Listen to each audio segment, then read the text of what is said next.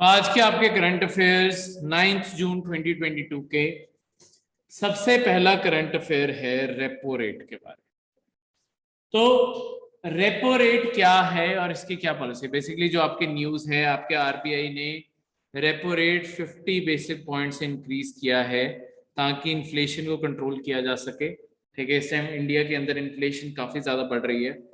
ठीक है, ये जो सारी की सारी चीजें, इन्फ्लेशन और रेपो रेट, इन सारी चीजों का लेना देना क्या है, इन सारी चीजों को मैं डिटेल पे आपको यहाँ चार्ट पे समझाता हूँ। देखो, आरबीआई का नॉर्मल डेज में जो काम है वो ये है कि इंडिया की मॉनेटरी पॉलिसी चलाना। मॉनेटरी पॉलिसी का मतलब होता है बैंक्स के थ्रू आपकी लेंडिंग एंड सेविंग्स को कंट्रोल करना।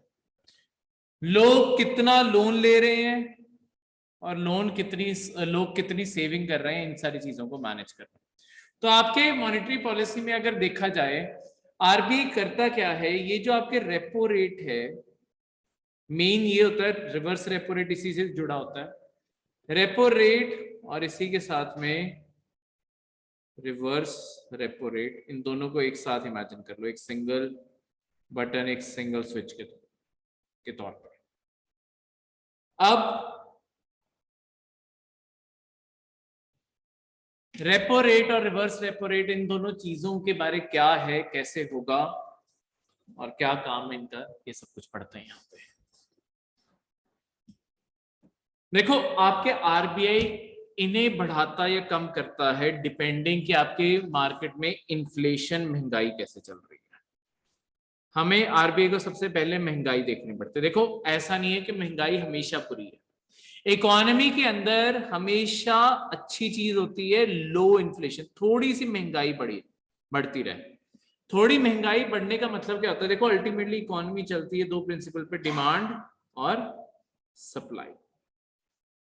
महंगाई तब बढ़ेगी जब लोगों की डिमांड ज्यादा होगी और सप्लाई उतनी मैच नहीं हो पा रही। सप्लाई कम है, डिमांड ज्यादा है, इन दोनों में फर्क है। इसके कारण क्या होगा, आपके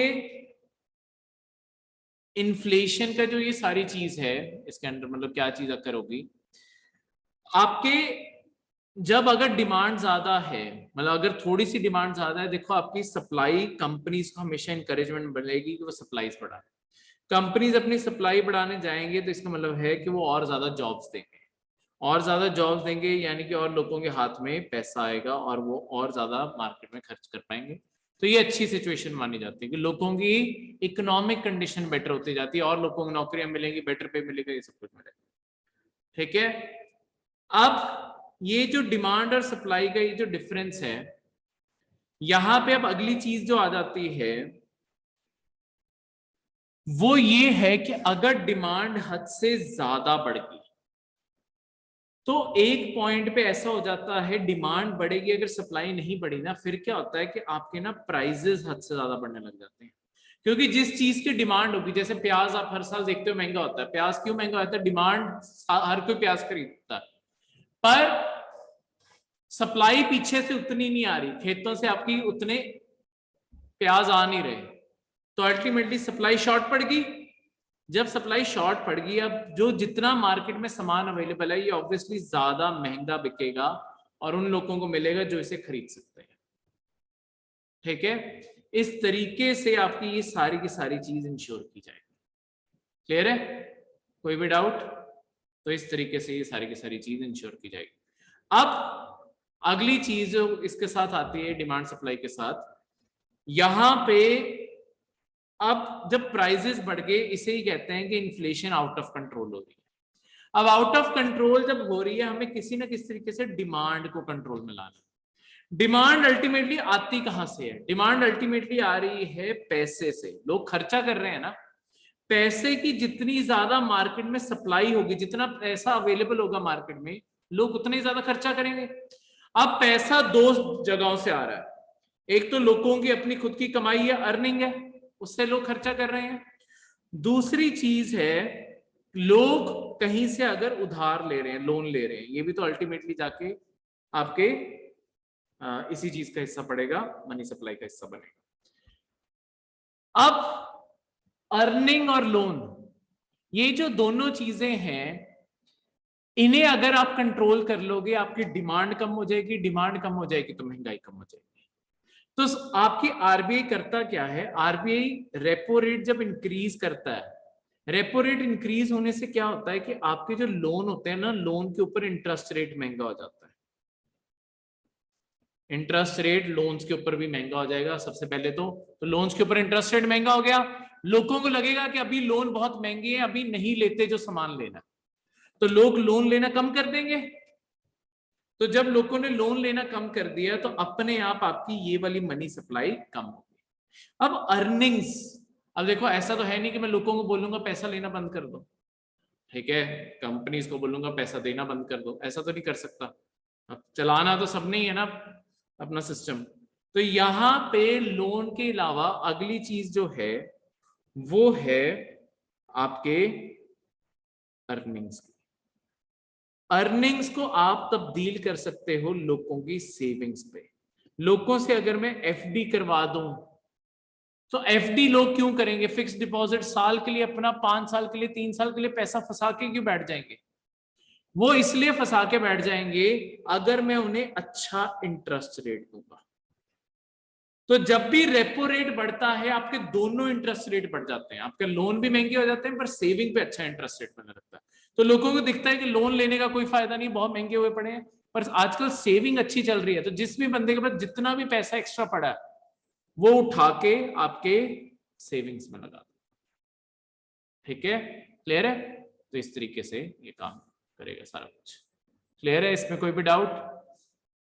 ठीक है, तो ये सारा का सारा आपका मॉड्यूल इस तरीके से काम करेगा। अब इससे आगे बढ़ते हुए ये सारा का सारा समझ आ गया। Repo, reverse repo rate basically savings को कंट्रोल करता है, repo rate interest rate, loan के इंटरेस्ट रेट को कंट्रोल करता है, पर रेपो रेट जिस साइड को मूव करेगा रिवर्स रेपो रेट उसी साइड को मूव करेगा। कल अगर इन्फ्लेशन बहुत ही ज्यादा कम हो रही है, रिक्वायर्ड लेवल से भी कम हो रही है, तो आपके रेपो रेट को नीचे कर दिया जाता है। उसका मतलब है कि आपके मनी सप्लाई बढ़ाने की जरूरत है।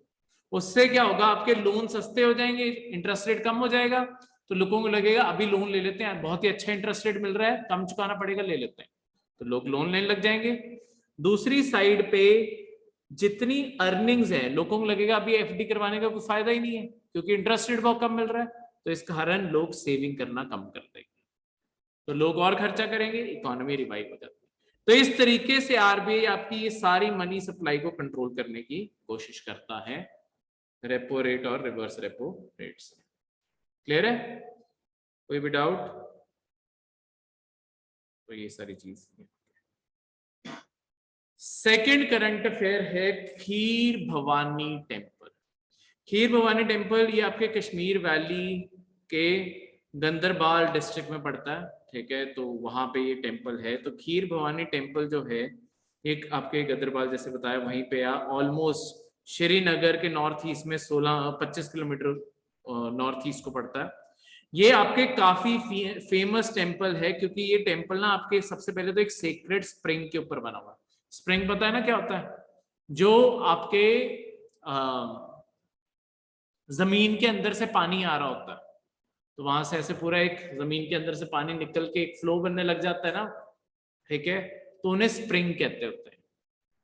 तो इस तरीके से जमीन के अंदर से जब ओवरफ्लो होके पानी बाहर आने लग जाता है और वो कई बार या तो तालाब बना लेता है या वहां से रिवर जैसा भी फ्लो करने लग जाता है, उसे स्प्रिंग कहते हैं। ठीक है, कई जगहों पे ये गर्म पानी में निकल रहा होता है, तो आपके तत्ता पानी ये सारी जगहें इसलिए मशहूर है, वहां पे हॉट स्प्रिंग, मणिकरण, वहां पे गर्म पानी जमीन के अंदर से, ये सारे स्प्रिंग होते हैं। ठीक है, तो यहाँ पे ये टेम्पल उसी स्प्रिंग के ऊपर बना हुआ है। यहाँ पे ये पानी यहाँ नीचे जमीन के नीचे से निकलता है और ये काफी सीक्रेट माना जाता है। इसे खीर भवानी, यहाँ पे बेसिकली जो देवी हैं उनकी वर्शिप जो है, यहाँ पे लोकल जो गॉडेस हैं रगयना या रजना जिन्हें कहते हैं, जो गॉडेस हैं हिंदू गॉडेस, उन्हें यहाँ पे पूजा जाता है और उन्हें मिल्क गॉडेस बोला जाता है। क्यों? क्योंकि यहाँ पे मिल्क और राइस का चढ़ावा चढ़ता है, ठीक है, तो इस कारण उसे ऑफर किया जाता है, तो इस कारण ये सारी चीजें। ठीक है, तो आपके 18,000 के करीब कश्मीरी पंडित इस बारी आपके इस टेम्पल गए हैं, जिसका अष्टमी थी अभी, वहां पे विजिट करनी। ठीक है, तो ये चीज। अगला करंट अफेयर है इंटरनेशनल लेबर कॉन्फ्रेंस के बारे में। देखो इंटरनेशनल लेबर और कॉन्फ्रेंस आपकी इंटरनेशनल लेबर ऑर्गेनाइजेशन ऑर्गेनाइज करवाती है। ये इंटरनेशनल लेबर कॉन्फ्रेंस है क्या, हर साल एक बारी जिनीवा के अंदर आपकी इंटरनेशनल लेबर मतलब international labour organisation international labour conference करवाती है, जहां पे आपकी तीनों पार्टीज जो आपकी वैसे इंटरनेशनल लेबर ऑर्गेनाइजेशन का पार्ट है, वो तीनों आती हैं। तीन पार्टीज कौन सी? देखो इंटरनेशनल लेबर ऑर्गेनाइजेशन अपने आप में यूनिक है क्योंकि ये ट्राईपार्टाइट ऑर्गेनाइजेशन है। अब ट्राईपार्टाइट ऑर्गेनाइजेशन का क्या मतलब है?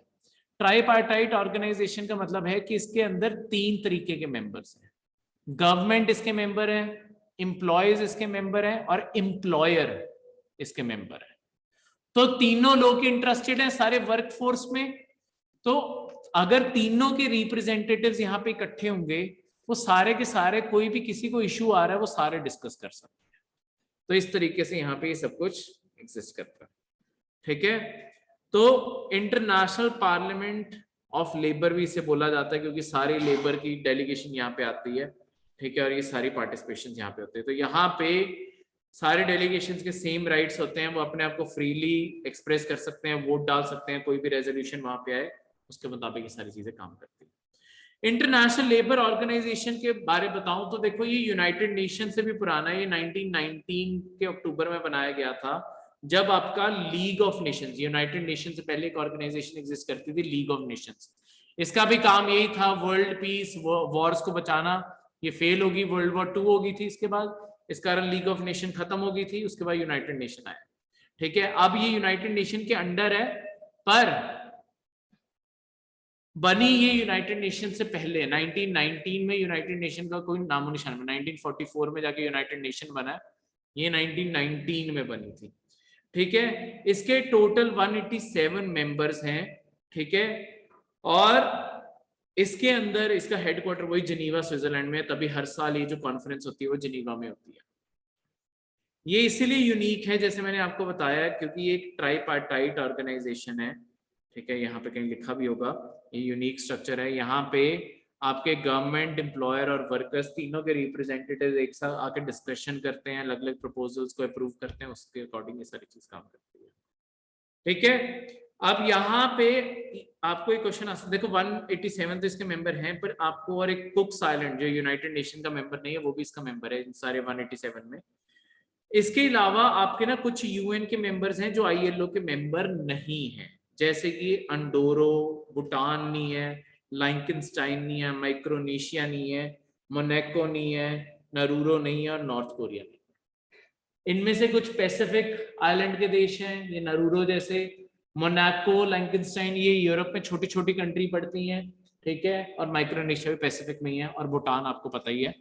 तो ये सारे के सारे छोटी छोटी कंट्रीज हैं। नॉर्थ कोरिया तो वैसे ही बड़ी एंटी पार्टी है इन सारी चीजों से, वहां पे लेबर लुबर का है, वो कम्युनिस्ट, तो सबसे ज्यादा इंटरेस्टेड उन्हें होना चाहिए लेबर में, पर डिक्टेटरशिप ही है वो, तो वैसी चल रही है। फोर्थ करंट अफेयर है, म्यूचुअल लॉजिस्टिक सपोर्ट एग्रीमेंट हुआ है अभी इंडिया और वियतनाम के बीच। अब सबसे पहले ये म्यूचुअल सपोर्ट एग्रीमेंट होता क्या है? देखो म्यूचुअल सपोर्ट एग्रीमेंट जो है वो आपके अलाउ करता है, लॉजिस्टिक एग्रीमेंट होता है। इसके अंडर क्या होता है कि देखो जितनी भी आपकी मिलिट्री फैसिलिटीज है ना, आप एक दूसरे की फोर्सेस को यूज करने देते हो। जैसे कि इंडिया ने ऐसे एग्रीमेंट ऑलरेडी क्वाड कंट्रीज, आपके ऑस्ट्रेलिया, यूएसए, जापान, उनके साथ साइन किया हुआ है, और फिर बाकी तो इंडिया ही है ना चौथा हिस्सा, फ्रांस, सिंगापुर, साउथ कोरिया, हमने इन सबके साथ, और रशिया के साथ भी किया हुआ है, यहाँ पे लिखा नहीं हुआ, रशिया के साथ भी हमने किया हुआ है। तो यहाँ पे ऐसे हमने इनके साथ लॉजिस्टिक एग्रीमेंट किए हैं। तो इसके कारण बेनिफिट क्या होता है? देखो लेट्स सपोज जैसे नेवी को सबसे बड़ा बेनिफिट होता है, अगर नेवी को कहीं पे भी ट्रैवल करना है, नहीं तो होगा क्या कि जब हमारे शिप का फ्यूल खत्म होने वाला होगा, उन्हें वापस इंडिया के कोस्ट पे आना पड़ेगा, तेल भरवाना पड़ेगा, रिपेयर कोई करना है तो रिपेयर यहाँ पे करवाना पड़ेगा, फूड भरना है, कुछ भी लॉजिस्टिक सप्लाई चाहिए, इंडिया वापस आना पड़ेगा। तो हम दूर दूर तक पेट्रोलिंग नहीं कर सकते। पर जब मैंने इन सबके साथ लॉजिस्टिक एग्रीमेंट कर लिया ना, इसके अंडर क्या होता है कि उनकी नेवी हमारे यहाँ, हमारी नेवी उनके डॉक्स पे जा सकती है, कोई भी रिपेयर का काम करवाना है हम वो वहां पे करवा सकते हैं, खाना चाहिए, फ्यूल चाहिए, कुछ भी चाहिए वो सब ले सकते हैं, वो हमारे यहाँ से आके ले लेंगे। तो होगा क्या, साल के एंड में किसी ना किसी की एक साइड पे मतलब सारा बिल इकट्ठा होता जाता है कि इसने इसे इतना देना है, इतना देना है। साल के एंड में जो हिसाब बनेगा कि तुमने मुझे देना है, मैंने तुम्हें देना है, तो साल के एंड में उतना पे कर दिया जाएगा। ठीक है, इस तरीके से ये सारी की सारी चीज काम करेगी। क्लियर है? कोई भी डाउट? ठीक है, तो ये सारी की सारी चीजें इस तरीके से आपके काम करेंगे, इस तरीके से ये सारा का सारा एग्रीमेंट काम करेगा। अब हमने वियतनाम के साथ भी साइन कर लिया है। वियतनाम के साथ साइन करने का सबसे बड़ा सिग्निफिकेंस ये है कि साउथ चाइना को लगता है वियतनाम, तो हम चाइना साइड पे पेट्रोलिंग कर पाएंगे, सब कुछ कर पाएंगे, और वहां पे फ्यूल सप्लाई चाहिए, कुछ स्टेशनिंग चाहिए, हम वियतनाम जाके स्टेशनिंग कर लेंगे। अमेरिका के साथ भी है हमारा, अमेरिका के फिलीपींस में जो स्टेशन है कहीं और है, हम वहां पे भी कर सकते हैं। जापान के साथ भी हमारा एग्रीमेंट, जापान में भी, तो हम चाइना के चारों ओर अपनी पेट्रोलिंग कर पाएंगे। तो जैसे चाइना हमारे वाटर्स के चारों ओर पेट्रोलिंग करके हमें थोड़ा सा डराता है, हम भी वो चीज वापस कर पाए। तो ये सारा हम, यही कंपटीशन चल रहा है, चाइना हमें घेरने की कोशिश कर रहा है, हम चाइना को घेरने की कोशिश कर रहे हैं, तो यही सारा का सारा अल्टीमेटली कंपटीशन। ठीक है, और यही थे आपके आज के